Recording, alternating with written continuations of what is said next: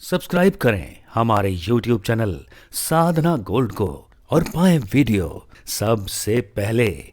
और हाँ, bell icon दबाना ना भूलें। मोक्षदा एकादशी। वर्ष में 24 एकादशी व्रत होते हैं। मार्गशीर्ष माह के शुक्ल पक्ष की एकादशी तिथि को मोक्षदा एकादशी व्रत रखा जाता है। मोक्षदा एकादशी का तात्पर्य है मोह का नाश करने वाली, इसलिए इसे मोक्षदा एकादशी कहा जाता है। द्वापर युग में इसी दिन भगवान श्री कृष्ण ने कुरुक्षेत्र में गीता ज्ञान दिया था, अतः इस दिन गीता जयंती मनाई जाती है।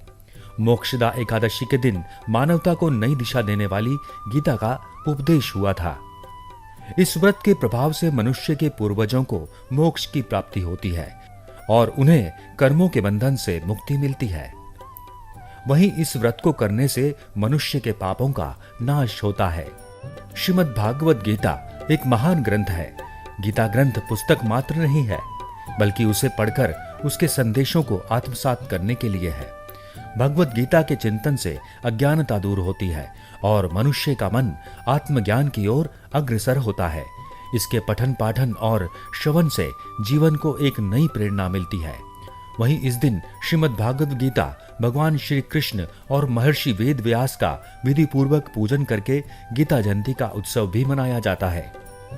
आइए जानते हैं एकादशी व्रत की कथा के बारे में।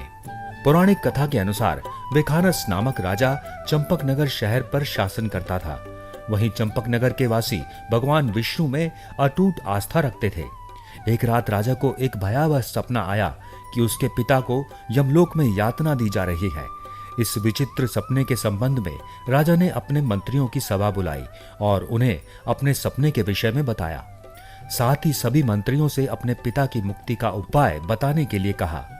सुझाव के रूप में मंत्रियों ने राजा को पर्वत मुनि के आश्रम जाकर उनसे सहायता मांगने के लिए कहा।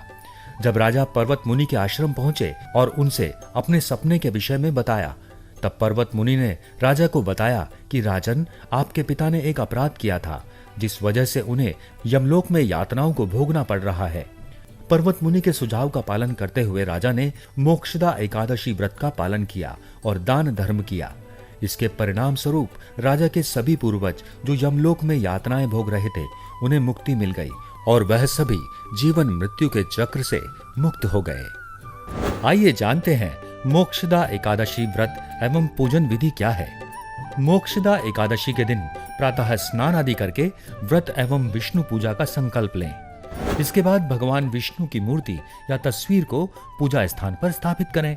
उनका पंचामृत से अभिषेक करें। फिर उनको चंदन रोली लगाएं। पीले फूल, वस्त्र, अक्षत, धूप, दीप, पान, तुलसी, पत्र आदि अर्पित करें। भगवान विष्णु को खीर, केला, श्रीफल और केसर भात का भोग लगाएं। इनमें से जो उपलब्ध हो उसे चढ़ा सकते हैं। उनके लिए एक घी का दीपक जलाएं। इसके बाद विष्णु चालीसा, विष्णु सहस्त्र नाम का पाठ करें। अब मोक्षदा एकादशी व्रत कथा का श्रवण करें। एकादशी कथा के समापन के बाद भगवान विष्णु की विधि पूर्वक आरती करें। उसके बाद अपनी मनोकामना व्यक्त कर दें। प्रसाद लोगों में वितरित कर दें। पूरे दिन फलाहार करते हुए भगवत भजन करें और रात्रि प्रहर में जागरण करें। अगले दिन प्रातः स्नान आदि करके भगवान विष्णु की पूजा करें और पारण करके व्रत को पूरा करें। इसके पश्चात गरीब या ब्राह्मण को दान दें।